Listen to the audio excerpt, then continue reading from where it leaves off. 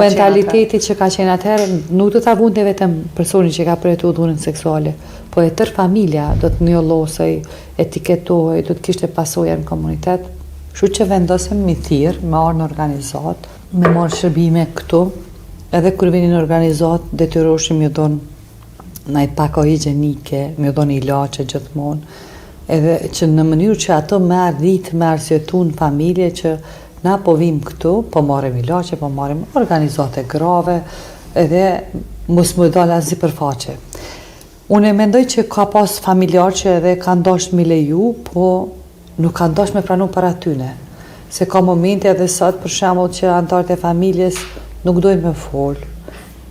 nuk dojnë me bashkëpunu, po ta lejojnë ty momentin me ofru shërbimin të mbjetura. Se përmes shërbimit e kuptojnë që ato arrin mu njohë prej shtetit me marrë një penzion, arrin mu fuqizu në aspektin ekonomik, ndryshojnë si individ, pra e shojmë që ndryshimin të to.